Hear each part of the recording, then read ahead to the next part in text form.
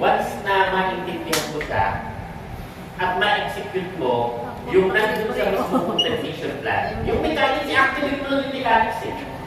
Diba? Kasi tayo ay binary tayo, left and right tayo eh. Kailangan mo lang talaga ma-activate yun. At pag na-activate mo yun, wala ka talaga magagawa kung di magtuloy-tuloy yung income. Yes. Wow. Diba? Kaya, totoo yun. Ang negosyo natin, gaano siya maganda, kasi darating talaga ang panahon, kahit tulog ka, nagbabakasyon ka, pwede ka kumita. Yes. Tama-tama. Ngayon, dito naman. Siyempre, sa ibang nakakausap natin sa labas, lalo na pag tayo ay nagpetraseta, lagi nilang iniisip, ay, walang gagawin. Kahit tulog kumikita, scam yan. At totoo, hindi lang kasi natin ipaliwanag ng maayos. Kasi siyempre, oo nga naman, kapag pinaliwanag mo ng diretsong gano'n, alam mo, ang maganda sa negosyo namin, kahit wala kang gawin, kahit tulog ka, nagbabakasyon ka, kikita ka. Medyo bitin yung explanation. So, kailangan mas maipaliwanag natin ng mas malalim. Yes. So, ibig sabihin, may gagawin mo na bago mangyari yung tinatawag na kahit tulog, kumikita. Diba? So, and of course, siguro, idagdag ko, bakit maganda ang network marketing? Kasi ito ang klase ng industriya, negosyo, na hindi lang, siyempre, pakikitain ka, hindi lang tuturuan ka, diba? Ituturo sa iyo lahat. Yung mga trade secret, tinuturo kasi tama. Wala kang makikita ang apply na pagdadamutan ka ng kaalaman. Oo nga. Tama, di ba, Plan? Kung pwede na maging mas magaling sa'yo yung downline mo, mas maganda yun. Oo nga. Tama. Tama. Another thing, ang kagandahan pa sa network marketing, ito ang industriya na tuturuan ka kahit hindi ka ganun kabilis matutulog. Tama eh. Ito yung industriya na willing kang pagtsagaan. Oh, tama eh. Totoo yun. Maniwala ka. Kahit nasa last row ka. Oo. Row 4. Row 5. Naalis ka. Sa totoo lang. Aminin man natin mo hindi. Sa school eh. Ano ba na ito? Nakatatlong beses na nag-creep-creep ito. Ipasa ko na ka. Pasag-awa. Diba? Dito hindi. Tsatsagain ka niya hanggang mag-uutang. Ang kailangan mo lang, may patience ka din. Yes. Willing ka lang din makinig. Willing ka lang din matuto. Tama. Tama. Tama. Saan ka makakakita? Di ba pagsali mo, yung apply mo, pinipilit ka, atin tayo ng training. Isang totoo lang, di ba? Hindi ka pipilitin eh. Pagsali mo, bye-bye. O sige gawin mo yung business, maganda yan. Di ba? Ganun lang. Sa atin hindi. Di ba talagang ipagmamalasakit ka? Sa totoo lang yung puhunan ng 4998 compared dun sa pagmamalasakit nung apply mo, priceless yun. Tama eh. Kasi Oo. hindi naman ganun. Diba? Kumbaga tayo, hindi lang Tama. natin pinasali yung tao. Gusto natin, magmanin ka sa kanya yung negosyo yung pinasok. Yun. Tama. Alam mo kung ano nakakasay? Nagsisimula pa lang yung kumpanya. Yun. Of course, may mga bago tayo eh, no? May mga bago tayo. Woohoo! Sa totoo lang po, sa mga first time na nandito, sa mga bago, I'm encouraging you na pag-aralan ang network marketing kung gaano siya ka-powerful. Yes. Sobrang powerful niya. Sa tingin ng iba, sabi ng iba, hindi, networking na yan, para lang yan sa mga malilinang nilalang. Hindi nakatapos ng pag-aaral. Para lang yan sa mga walang pangarap sa buhay. Isang totoo nga lang yung mga may pangarap na nandito talaga eh. Tama eh. Ang totoo, kung bakit ako nandito kasi mataas ang pangarap ko. Yes.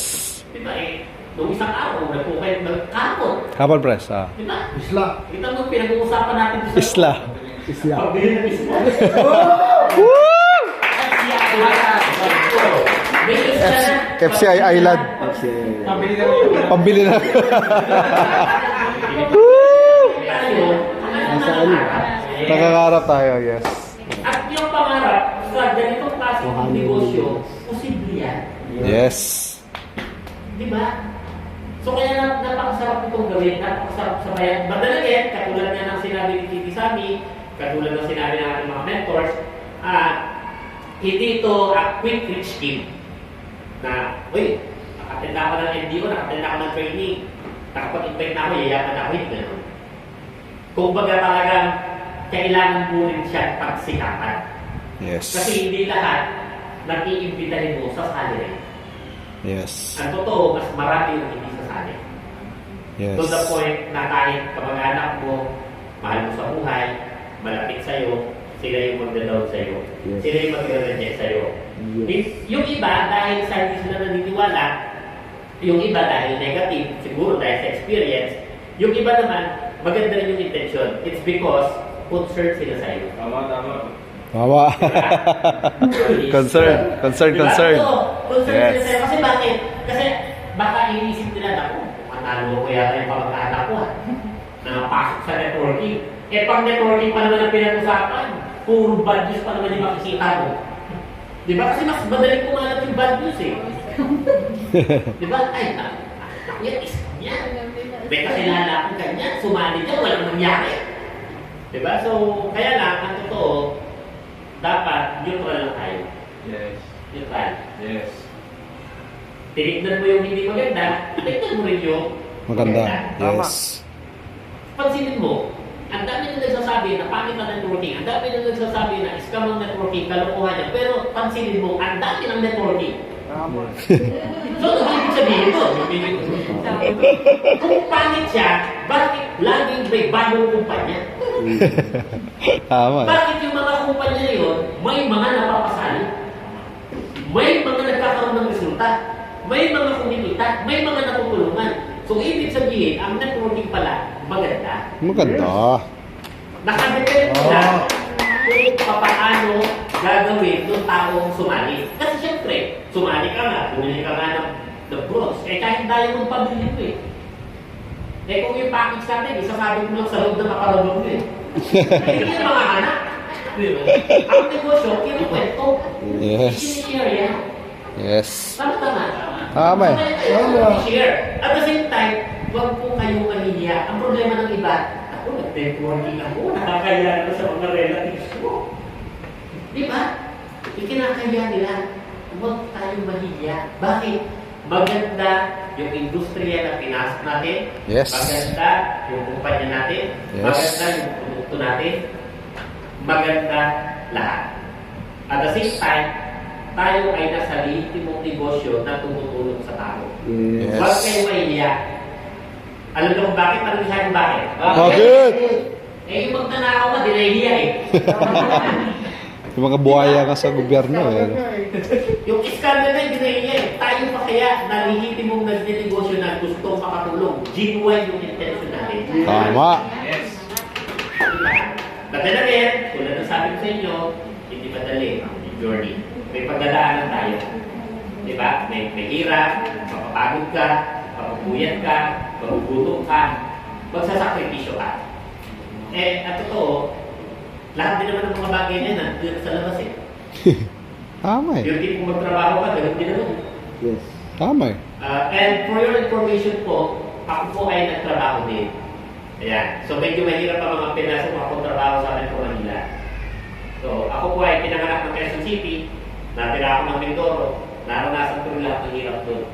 Naranasan ko rin lahat ng hirap dito. Yes. Siguro masasabi ko na complete package yung kwento ko pagdating sa hirap ng buhay. Yun. As in, Just surprise. ako ay namulot ng basura sa dump site ng Payatas Oh. at the age of 7. Nag-grade 1 ako sa bagong Silangan Elementary School. Wow. So, yan yung mga patunay dyan. So, ako ay nag-grade 2 sa Payatas Elementary School. Nagtitinda ko ng sigarilyo sa gitna ng kalsada sa mga stoplight, takatakboys. Boy. Oh. Nagtitinda ako ng bilog ng basahan. Oh. Hindi mga yung driver, mga taxi driver. Yan. So, bago kami napunta ng Mindoro. So, mahirap. Sa probinsya, naranasan ko yung lahat. Mangisda, naranasan ko magtanim ng palay, magtanim ng palay, magtanim ng mais, magtanim ng mais, magtanim ng manik, magtanim ng manik. O umakyat ng nyug, lahat, liit. Magtinda ng ice candy, magtinda ng balon, mag-tri-bike, pamilya ng tri-bike. Yes. Ayan, naalala ko na naman yung nagta-tri-bike ako dati sa Lamlayan. Puso yung akbo. Naalala niyo yung akbo? Yung mga akbo, parang mga sundalo na ano. Parang sa mga pulis ay parang SAP dati. Yung kaya sa akbo. May nagta-tri-bike ako, may sumakit yung akbo. Di ang saya ko. Sabi ko, okay, malaki na. Ako po, ang lalaki nila. Pagpihit ko nung bisikleta, nayupi yung rimad din. Yung gilid na rin. Nayupi.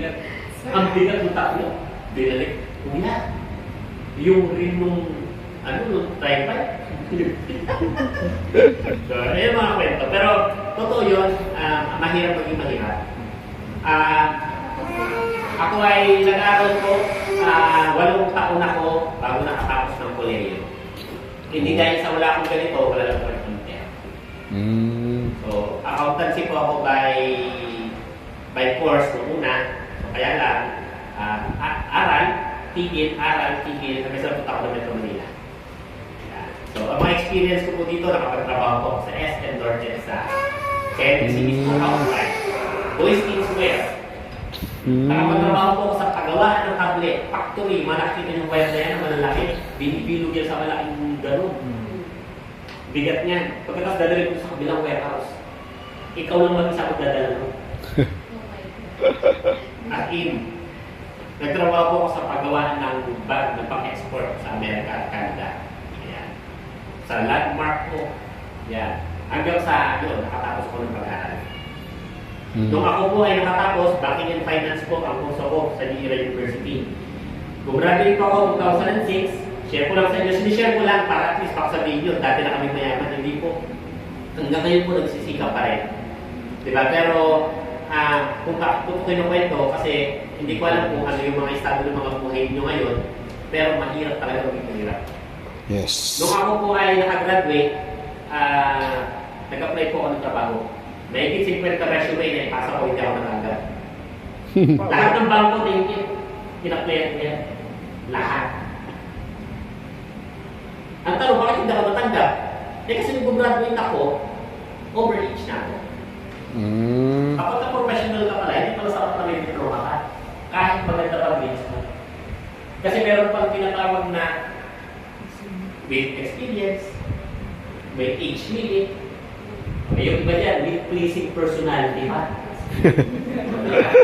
Parang kung yung itsura mo, kudrado yung ulo. Kudrado. Parang ako ba tatanggap, di ba, sa kayo natin. Pero, parang Diyos natanggap naman ako. Tulad na, lagi ko sinasabi sa inyo, nagtrabaho po ako sa security Ikaw, bank. late reaction ka. At ano ba, nagtrabaho sa security bank, overage na pala ako. Kasi that time, magto-27 na ako, going to 28 na. Ang security bank lang ang tanging bangko sa Pilipinas na tumatanggap ng 28 years old, yung entry level. Oh. Kaya pala doon ka Yung mga napunta. BDO na yan, mga BPI na yan, mga Citibank na yan, and other banks, hindi sila tumatanggap ng edad na. So kaya ako po, nung nagtrabaho ako sa security bank, talagang umabot ako ng mahigit 4 na taon. Kasi nga po, natakot ako na baka pag nag-apply ako sa iba, hindi ako natanggap, mawalan ako ng trabaho. Kasi nga po, na ako.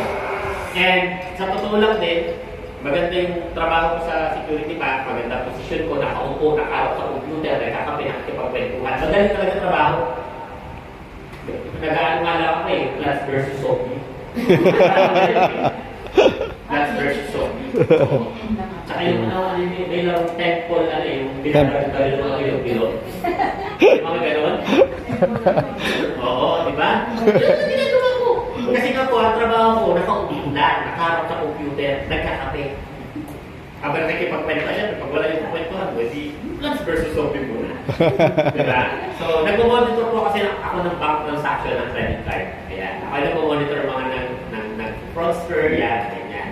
Yung tipong ginamit yung card sa abroad, pagkatapos, after 5 minutes, ginamit dito sa mall. Paano nangyari yun?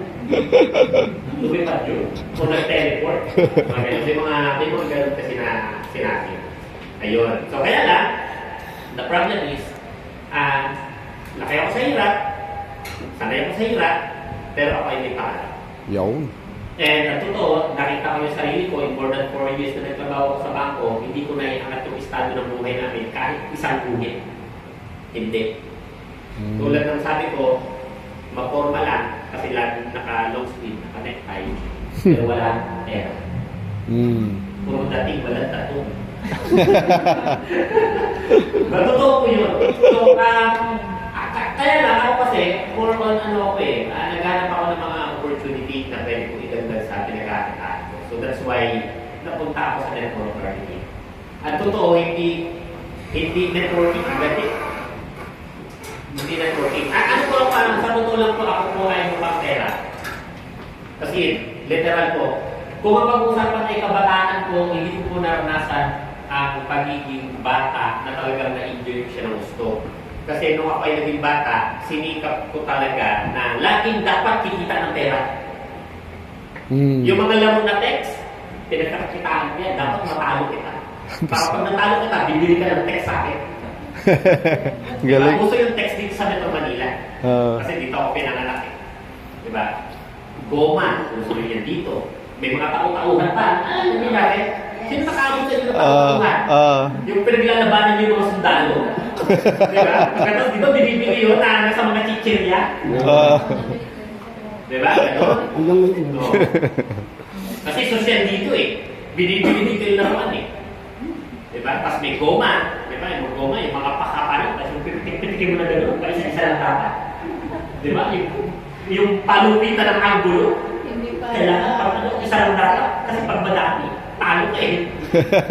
Diba? So mga gano'n. Kasi napunta ako ng probinsya. Ayan. So sa probinsya, iba naman. Iba naman ang libangan doon. Toronto naman. Diba? Toronto, yung kasoy. Diba? Tinataksin yung kasoy, diba? Yung kasoy, hindi pa hinog, kinakagdan na yung buko. Kasi yung ginagamit pa laro eh.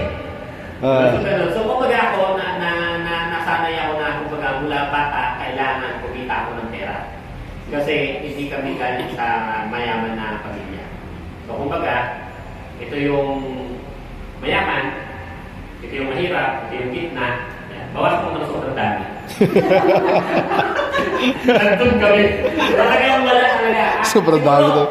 To describe, masasabi ko sa inyo na mahirap pa kami sa daga. Kasi yung daga, may tirahan eh. Kasi wala kami tirahan eh. Nakikitira lang. So, mga ganyan. So, mahirap. So, kaya, nung ako yung nakapagtrabaho sa bangko, makapag ng 4 years, so, na-realize ko, kailangan ko dagdagin yung source of income ko. Kasi, para sa akin, matagal-tagal na rin yung 4 na taon na meron kang stable job. Kasi, di ba, ang mindset natin mga Pilipino kasi, hindi. Pagtapos ka ng pag-aaral, kumuha ka ng magandang trabaho, di ba? Para stable. Yun gusto natin stable. Pero hindi pa na okay yung stable. Kasi wala nang progress doon. Tama eh. Kasi yung sweldo tumataas man, pero hindi sigurado na tataas. Kasi hindi naman taon-taon na increase. Tama eh. Meron tinatawag na evaluation. Pero pagkapagsak yung grado mo, hindi ka naman i-increase ang kumpanya eh. Tama eh. Anong gagawin mo? Eh di magtsatsaga ka. Kasi bakit? Eh kung walang mag-hair sa'yo na iba. Di ba? So kaya gano'n. So kaya lang ako nga, again, pangarap ako, gusto ko magbagong buhay namin. Mataas ang mga pangarap ko eh. So kaya ako ay naghanap ng mga additional source. Ayan. So, siguro share ko sa inyo, ang isa sa mga una kong source ay nagpautang ako ng pera sa probinsya. Nagtatrabaho ako sa bangko, tama? Meron akong credit card, madami. Yung credit card ko, kinash advance ko yun. Umabot ng 300,000. Yung 300,000, pinakutang ko sa probinsya, 10%. So, ibig sabihin, magkano kita ko sa buwan? 30K. O, diba? So, may sahod pa ako ng 11,000. That time, yung panahon namin, syempre, malaki pa rin. Malaki yung 11,000. Kasi, ang bigayan lang sa ibang pangko dati, that time, mga 7,000, 8,000. Eh, ako 11,000 ako. Kaya lang, kulang eh.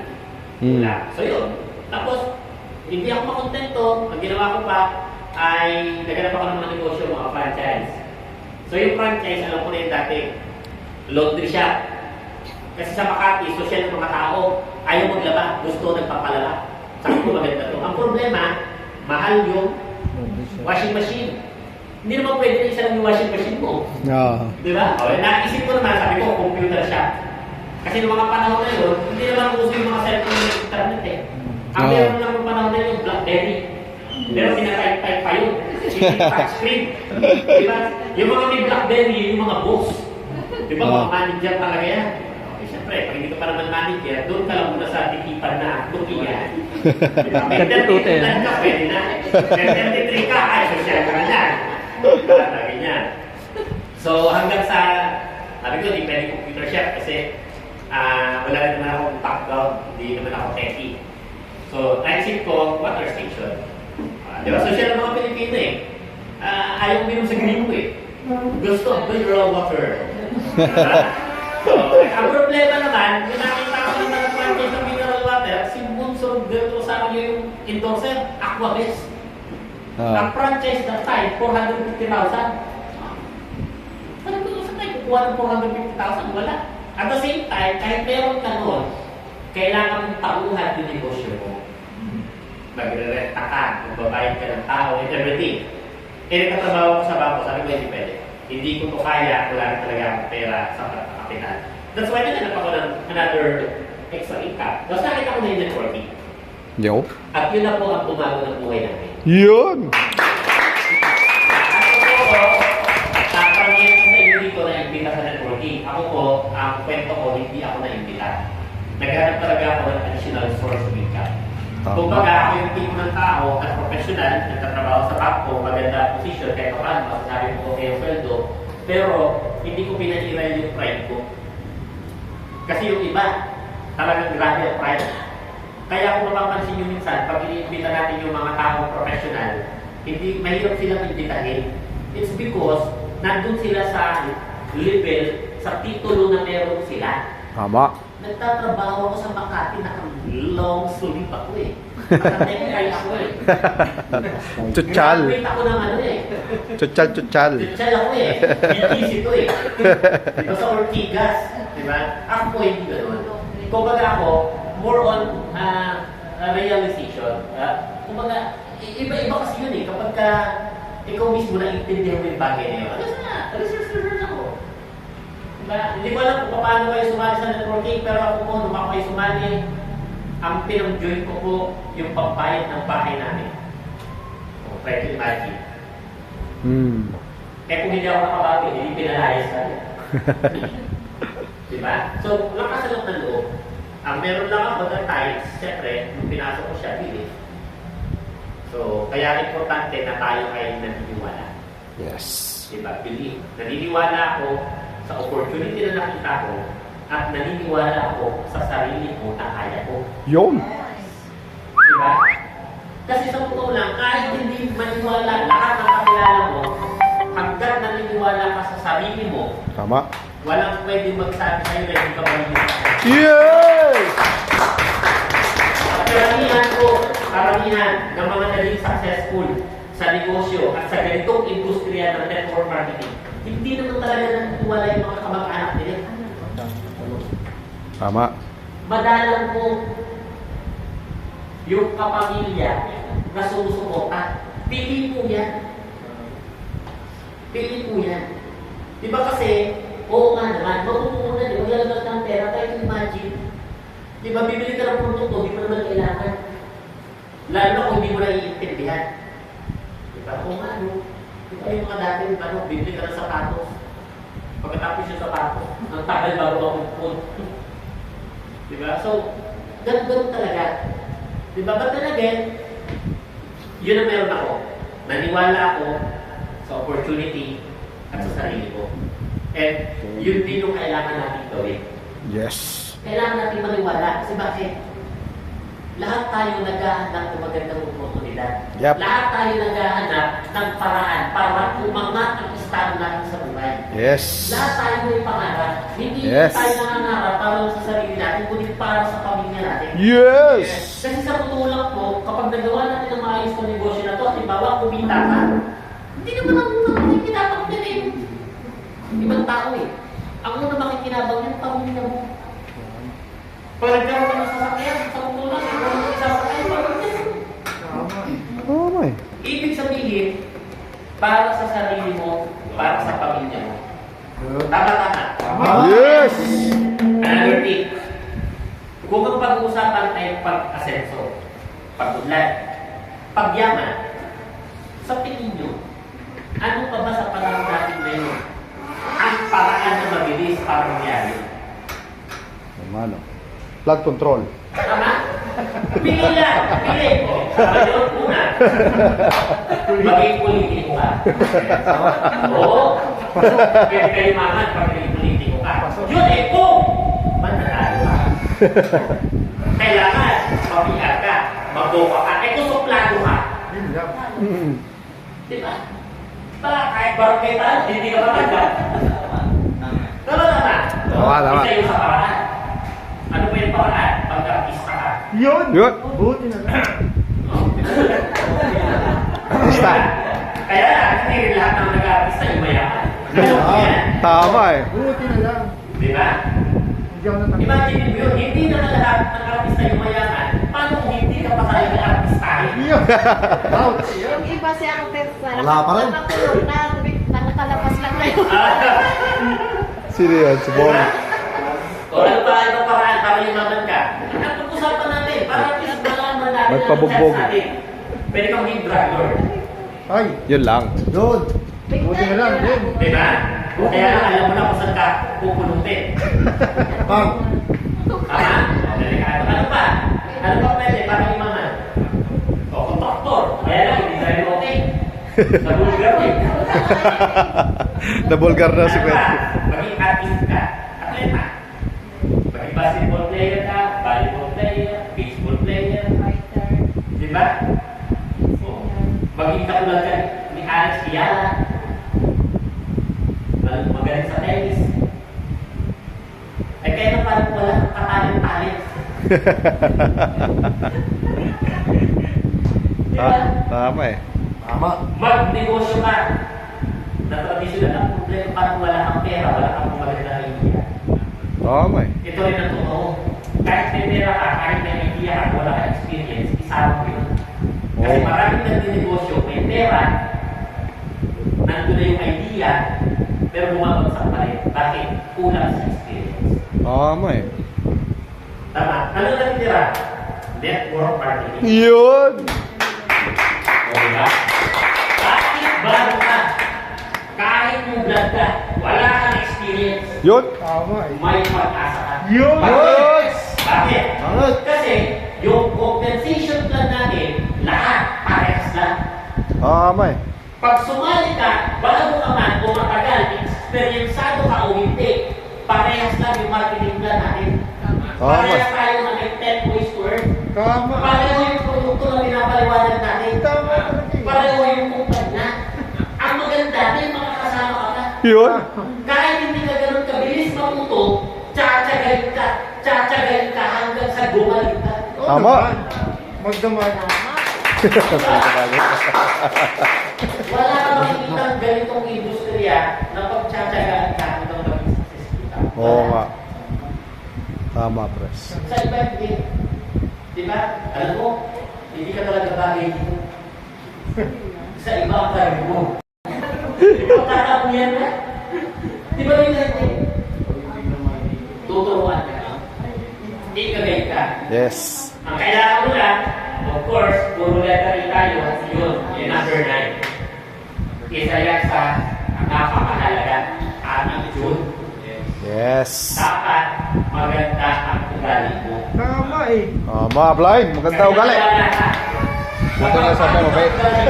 Pagtulog. Kahit kapag-build ka ng grupo, mauuros din. Eh kasi umubisit sa'yo eh. Bakit ka pamalitin eh? Tama eh. Iba yung trip mo eh. Kailangan, marunong ka, at sabi nila yung marunong kang makik-get ano. Yo.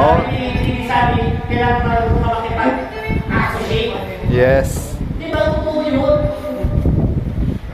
Di ba? Kaya attitude. Nasabi nga eh, your attitude determines your altitude. Yo. Ibig sabihin, kung saan ka makakarating sa negosyo natin, didepende yan sa ugali mo. At yung Tama. ugali mo dapat maganda. Yes. Kasi merong good attitude, may bad attitude. Kasi Yes. baka sabi mo, ang sabi mo kasi attitude lang eh. Eh, wala lang napili ko eh. Siyempre, yung good attitude. Di ba? Kasi, maniwala kayo, kapag maganda ang ugali natin, puro positive ang natin. Yes. Meron mangyayari, hindi maganda, at may challenges, pero pag positibo kang pag-isip, lagi ka nakatingin doon sa solusyon. Yes. Kasi ang problema, hindi naman yun nawawala. Tama. Ang challenges, hindi yan nawawala. Maniwala ka, kahit hindi tayo mag-networking, kahit ibang karir ang gawin mo, may problema pa rin. Tama eh. Mas maganda, ito na yung problema natin. Yun. Mas maganda, ito trabawin natin. Yes. Future tayo dito eh. Tama. Tama. Diba, sabi nga kanina, ang kailangan, pero eh, alas. Kailangan mo na ng alas, hindi dos. Kasi pag dos, pagpuso yung dos yun. Alas. Diba, alam mo lang, at nandiyan yan sa paligid, hahanapin mo lang. Yo. Yun. Diba, at maniwala ka, may mapapasali at may mapapasali ka. Yes. Alam mo kung anong katunayan? Tanong niyo sa akin kung ano ang katunayan? Ano ka yan? Eh, ikaw nga napasali. Tama eh. Ayun. So, ibig sabihin, kung ikaw napasali, makakapagpasali ka rin. Yes.